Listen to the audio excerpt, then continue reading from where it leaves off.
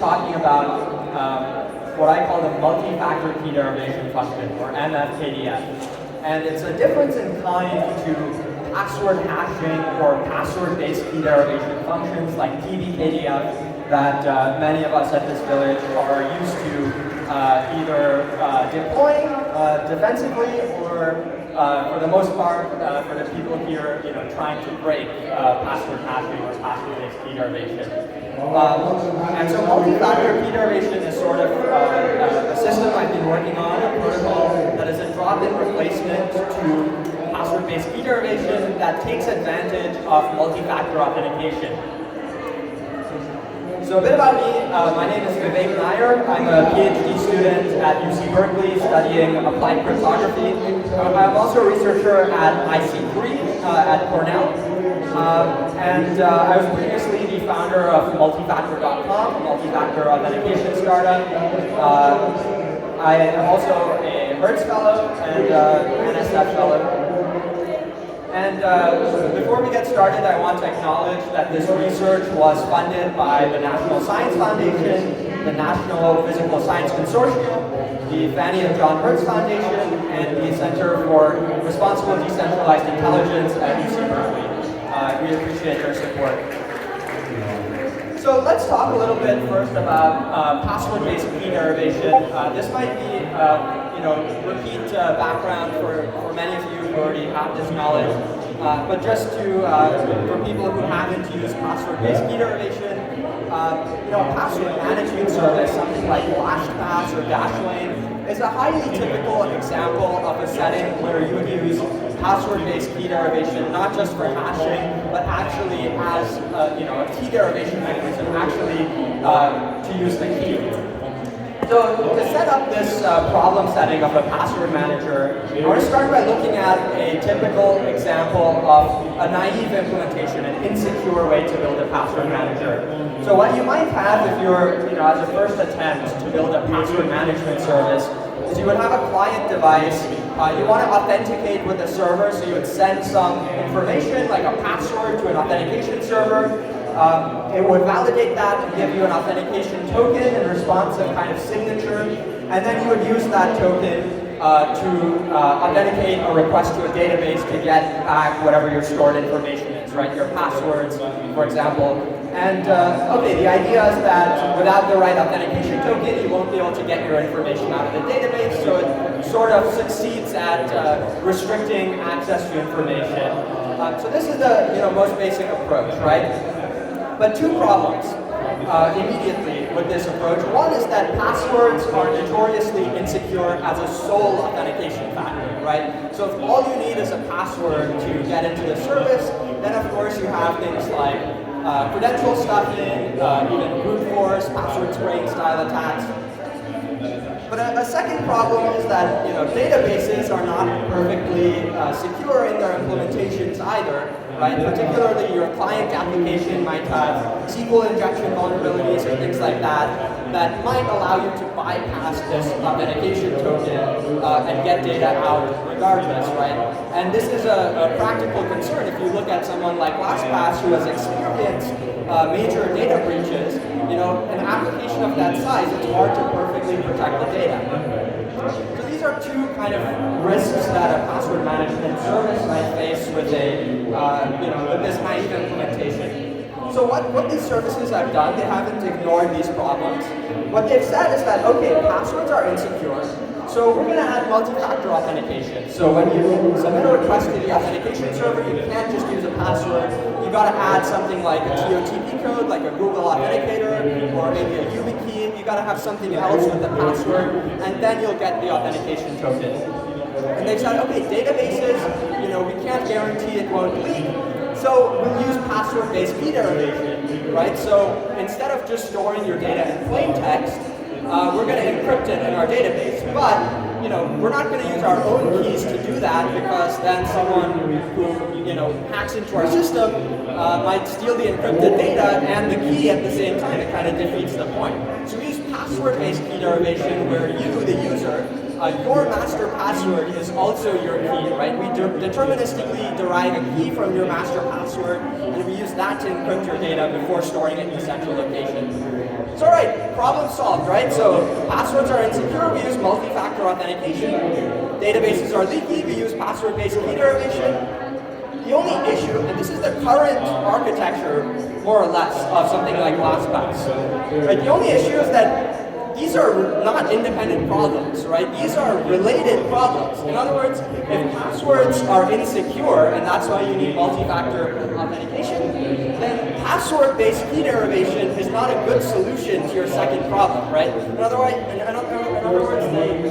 they solve these problems independently, but these are related problems where passwords being insecure make password-based key derivation a bad solution to key management as well.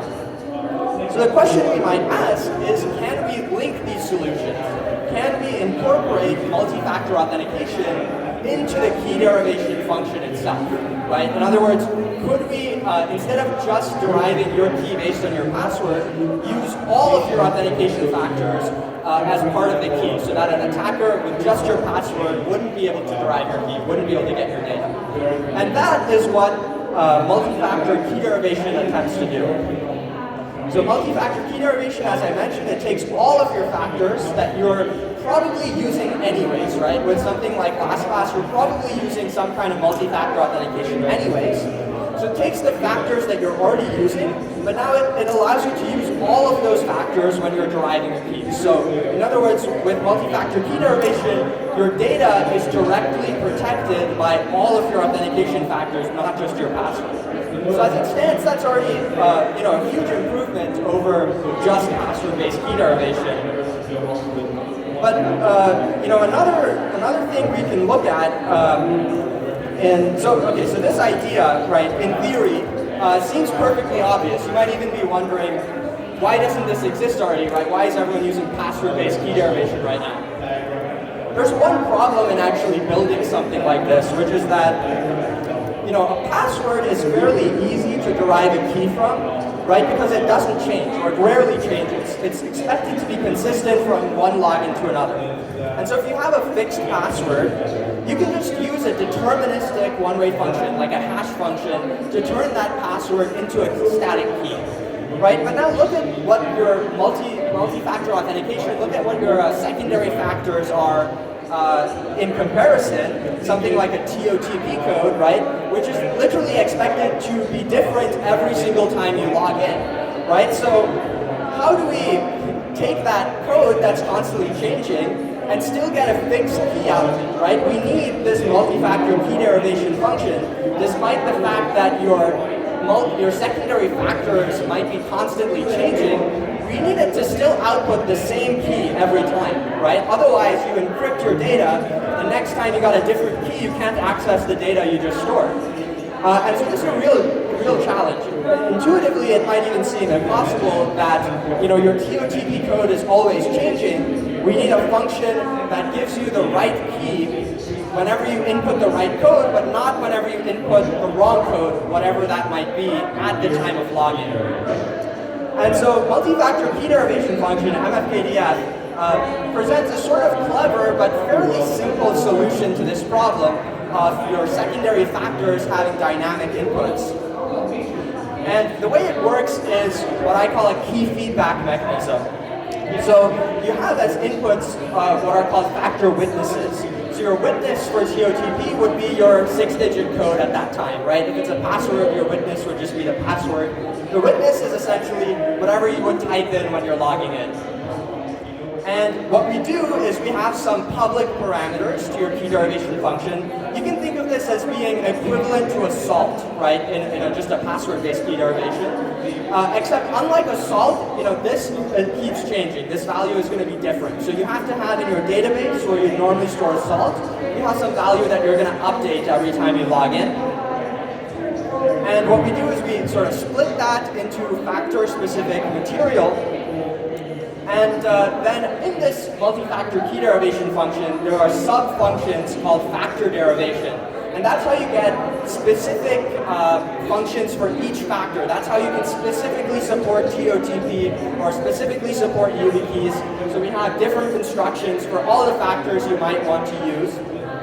And what those constructions do, very simply, is they take your public material, your salt essentially, your dynamic salt that's changing, and they take your witness, like your TOTP code, and they combine those and they produce a fixed factor material. So this is where the magic happens, that your dynamic witness plus your public material is combined into getting a fixed key material for each factor, right? So you have some material for each factor. You can think of that as the pre-image of the key that's about to be generated.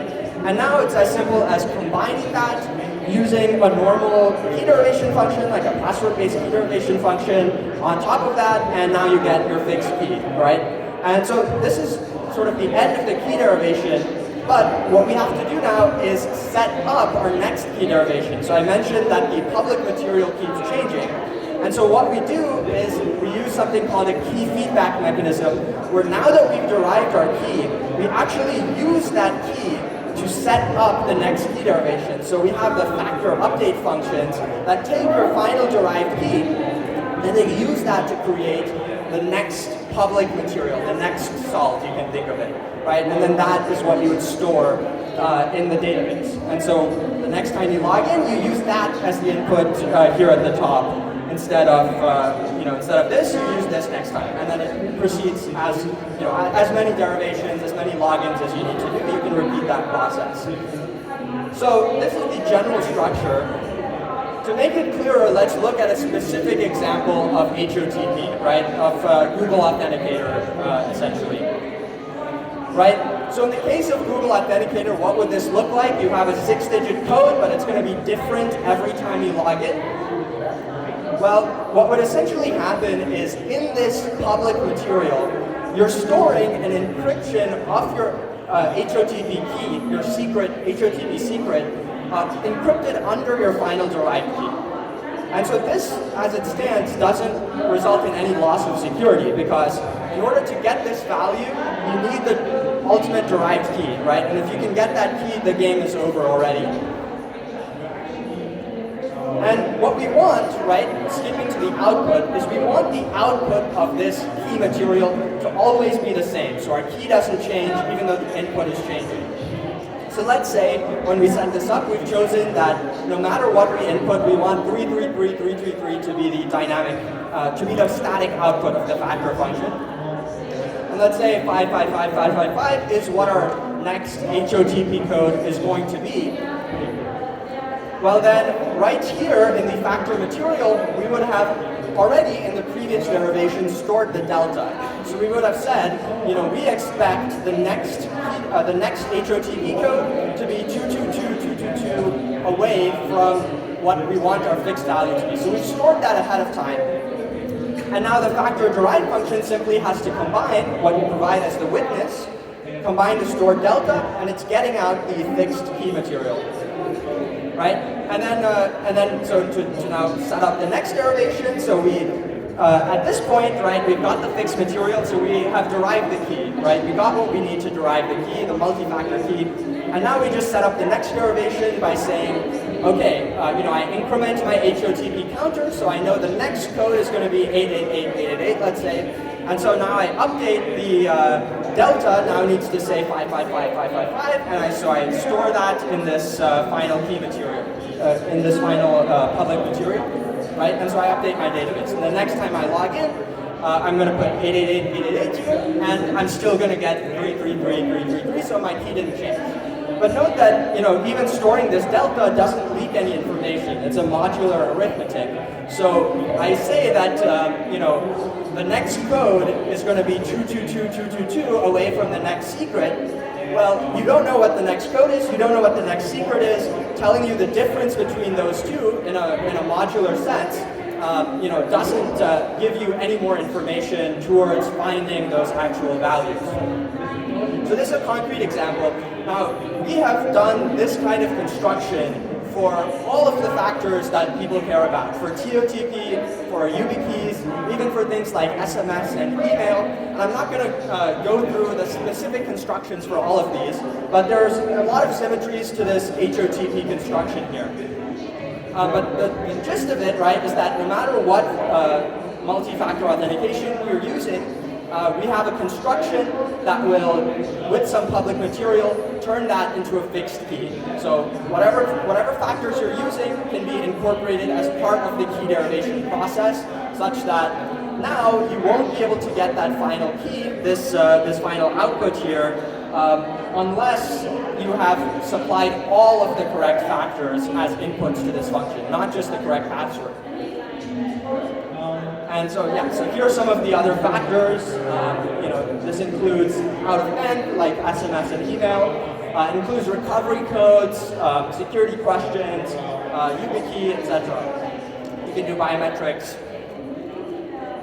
So to talk a little bit about, mathematically quantifying, so we get some intuitive sense that this is more secure than password-based key derivation because, multi-factor authentication is more secure than just a password factor, right?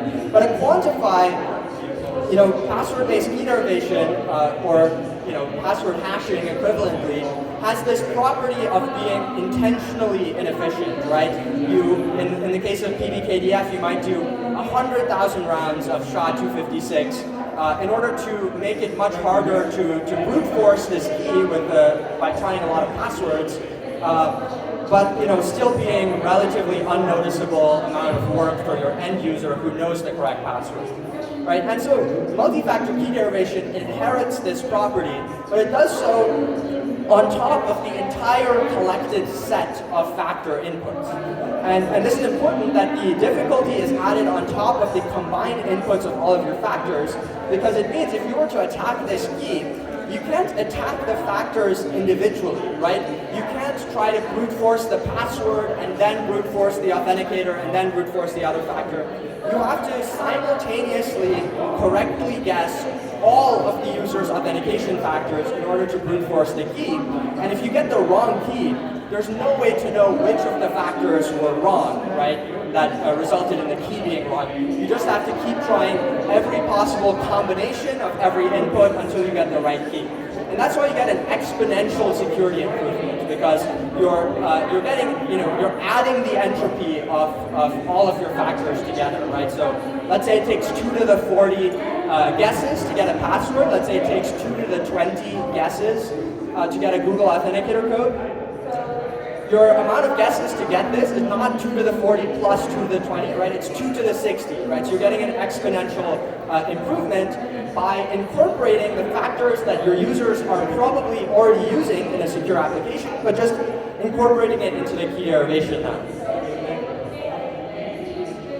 Right? And here's an example of just using it in the context of as a drop-in replacement for password hashing, right? So this is a very simple application where you don't actually even care about the key. You don't care about using it for encryption. You're just using it as to replace a password hash in a database with a multi-factor hash, right? So now when your users log in, you just check you derive this hash using all of their authentication factors. You can check if it matches the one stored in your database. You can still authenticate the user, except you're authenticating all of their factors simultaneously. But if an attacker gets a copy of this database, right, now they can't crack the password hashes. They've got to, for every user, crack all of their factors at the same time. So even just in the case where you're using multi-factor key derivation as a drop-in replacement for password hashing, you're already getting this exponential security improvement. And this, just to highlight that this is a difference in kind from something like Argon 2 or these, really hardware resilient key derivation functions, right? The idea of that is that, okay, you're decreasing the attacker's advantage. You're decreasing their ability to use specialized hardware to attack the keys. But you still have some symmetry in difficulty for your end user, right? So if you make, let's say you just add the rounds of PBKDF2, you'd make it from 100,000 to 200,000 rounds of SHA-256, right? Your attacker has to spend twice as much computational power, but so does your user, right? And the point is that this is not the case with multi-factor key derivation, where your user, who has all of their factors, is spending the exact same amount of computational power, but your attacker is spending exponentially more to brute force. So that's kind of to highlight why this is a difference in kind from just being a more secure KDF, because there's a disproportionate impact on the attacker versus the users. All right, so to give you a concrete example of this, right? So a typical password has about 40 bits of SHA-1 entropy.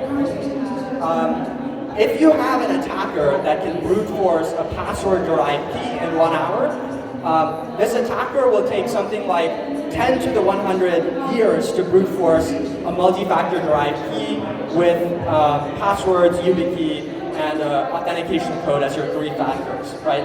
Even if you take this down to just 2 factors, which are a password and a Google Authenticator code. That's your worst case scenario, because Google Authenticator code is only 6 numeric digits. But even just a password and a Google Authenticator code increases your adversarial difficulty by 10 to the 6. So a million times harder for your attacker to brute force this key as opposed to the equivalent password-derived key. So that would be something like, 1 year to a million years of brute force time. All right, so we have sort of addressed this initial question that we posed of, can we incorporate multi-factor authentication into the key derivation function itself? Pretty much yes, right? It takes this kind of clever feedback mechanism to do it, but it's not too hard, right?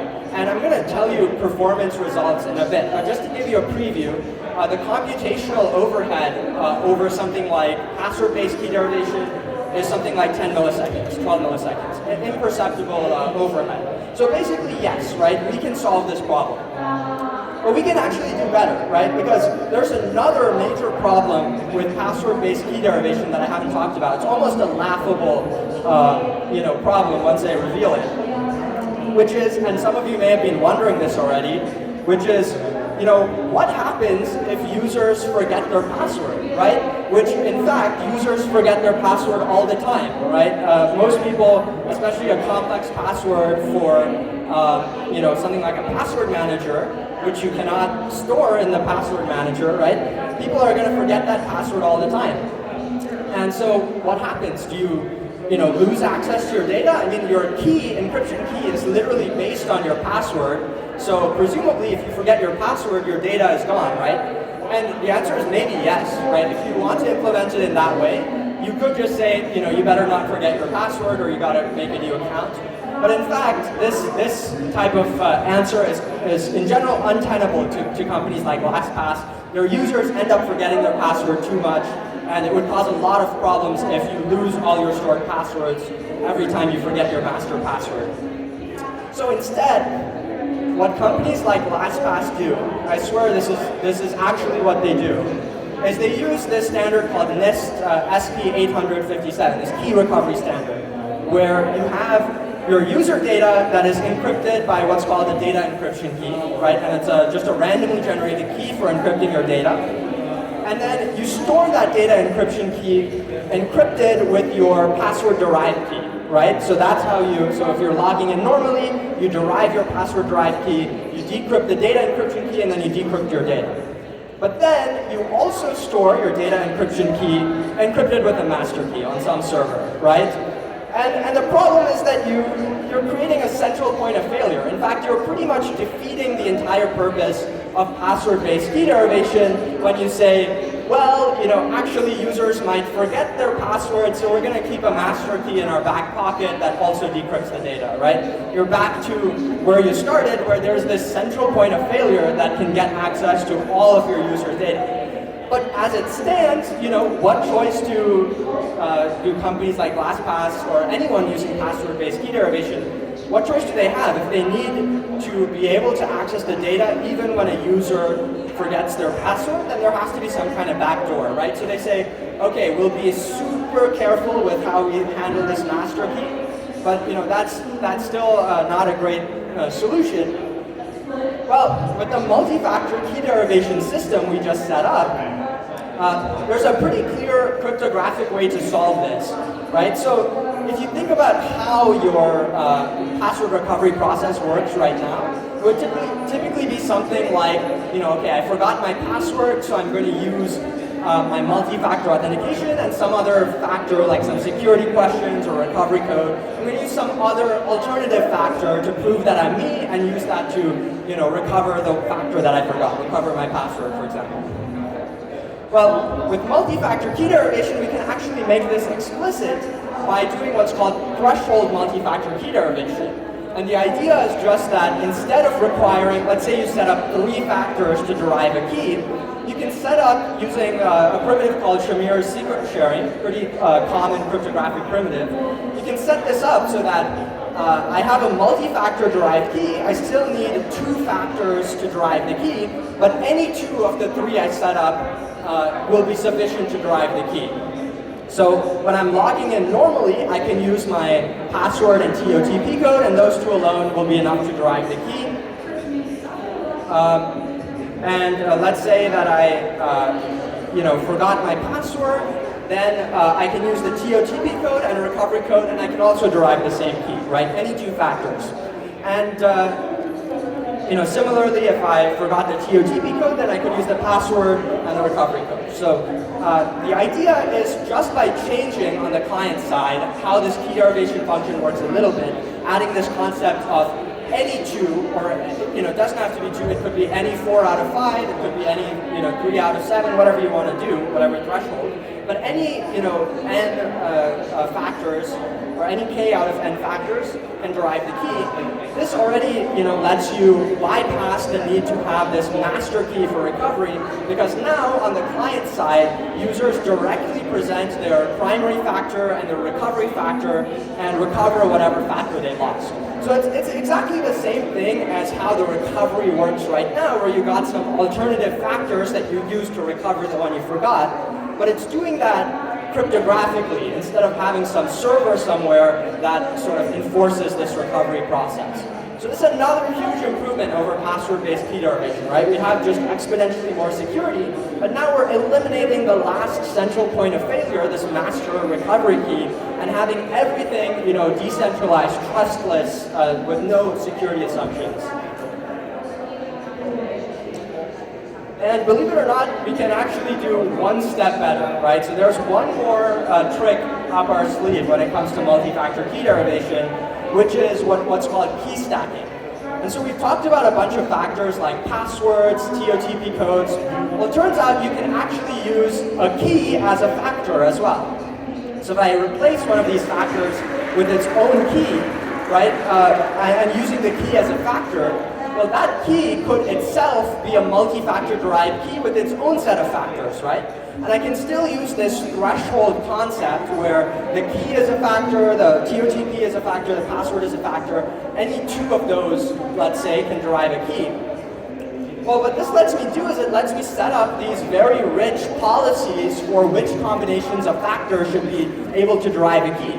So I can cryptographically enforce a policy like this where I say, I'm going to set up a multi-factor derived key, and a password and TOTP code is fine, but for recovery, I need a password and an email, and security questions or a recovery code, right? I can put these logical gates, which typically, this is a fairly reasonable way to recover a key, some policy like this, but typically it would just be I have software running on a server somewhere that's checking that you presented the right set of factors, and if you did present some valid combination of factors, I'll let you in. I'll give you an authentication token, whatever. But now, just combining these 2 primitives, threshold multi-factor key derivation and stacking, we can enforce whatever authentication policy we want to enforce. We can enforce cryptographically, trustlessly. In other words, the cryptography is such that you will always be able to derive your correct key if you present some set of factors that aligns with this policy, and you will never be able to derive the correct key if you present any combination of factors that doesn't align with this policy, right? So trustless cryptographic enforcement of whatever policies you may see fit for your application. I alluded to this earlier, but you might now be thinking all these moving parts. I have this feedback mechanism, I have stacking, I have Shamir's secret sharing, I have these thresholds. How does this impact my performance? The answer is, if we look here at the non-threshold version, just 3 of 3, our total performance overhead on a 3-factor key is something like 10 milliseconds, and that includes the time to run the factor functions as well as the multi-factor key derivation function. So this is the end-to-end overhead. And then, here's the actual factor overhead. So the largest overhead is something like TOTP as a factor, which will add 30 milliseconds of overhead. But in general, even if you were to add 10 factors, right, you would still have, at most 300 milliseconds of overhead. It's generally imperceptible, especially when you keep in mind that password-based key derivation is supposed to be a little bit slow, right? It's supposed to be a little bit hard to do. It's generally supposed to have at least 250 milliseconds of overhead to have the appropriate computational difficulty. So adding 10, 12 milliseconds is really nothing by comparison. And so we have a website here, MFKDF.com, where all of the source code, JavaScript library to implement this on a client side are available. It's totally open source. You can go and play with this yourself. You can construct the policies and all that good stuff. Now, did I also buy pbkdf2.com and redirect it to mfkdf.com? There's only one way to find out. So you might be able to also go to pbkdf2.com if you want to see the same information, hypothetically. If I did it, it would only be so that no one in the future is confused about which one is better. And then also on that site, there are a couple of demos. And so, the first one is this use case that we've been talking about the whole time, the password manager use case, where I implemented a secure password manager based on multi-factor key derivation, and I did, everything, all of the functionality, including recovery if you forget a factor, including your sort of end-to-end encryption, authentication. So this is an open source demo of how to implement MFKDF in a centralized application. You can view the source code for this as well.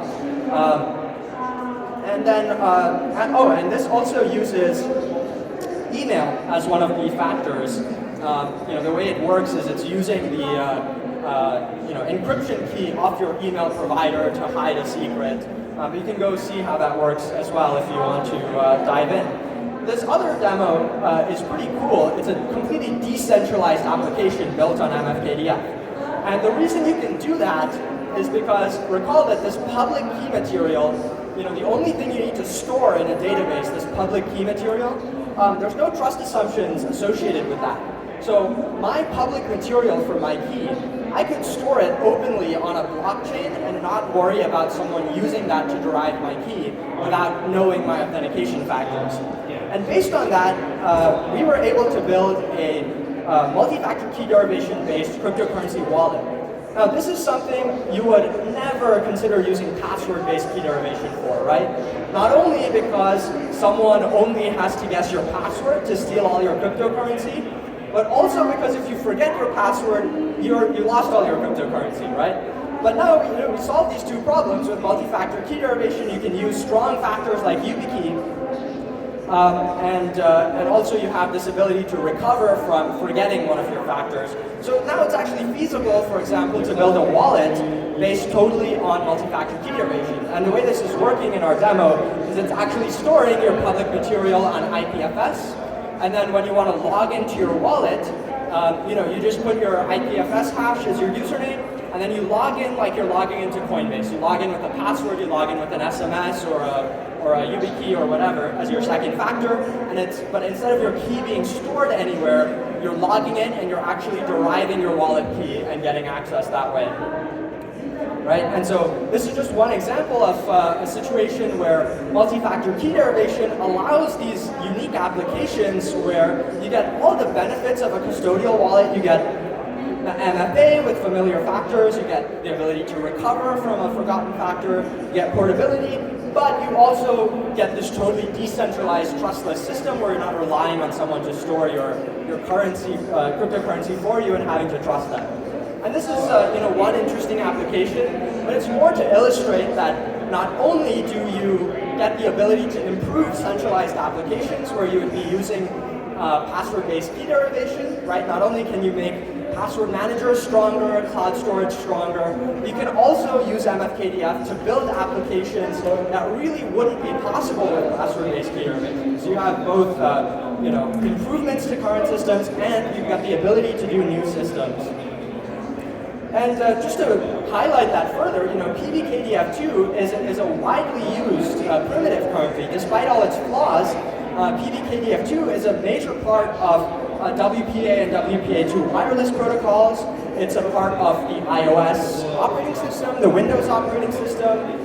Uses this to hash your password, to encrypt your disks if you're using disk locker.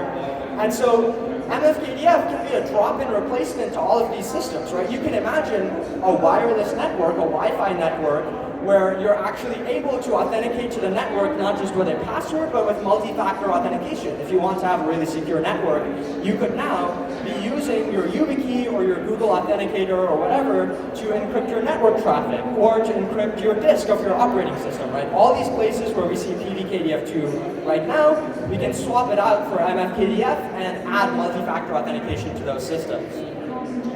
So to summarize, right, MFKDF, we have support for a wide variety of factors that people already care about. So your users don't notice that anything has changed, right? If you're building a website and your users are logging in with a password and a multi-factor authentication code from Google Authenticator, let's say, and now behind the scenes that's being used to derive a key, your users probably won't notice any change to their experience, right? They're just using the same factors they always did.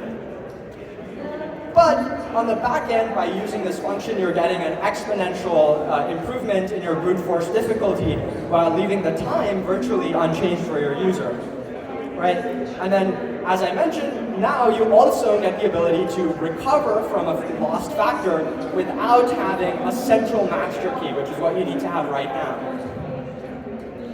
And then lastly, we discussed this ability to enforce whatever authentication policy you're interested in having using cryptography rather than having some software on some server checking that you have the right combination of factors. Whatever kind of and or gates you want to construct a policy, you can enforce that with cryptography. And then lastly, we showed that not only does this have a very low overhead over password-based key derivation, but that we can use this to improve current applications and also to build applications that wouldn't have been possible before. So that is an overview of multi-factor key derivation, and I'm happy to take any questions you may have. Thank you.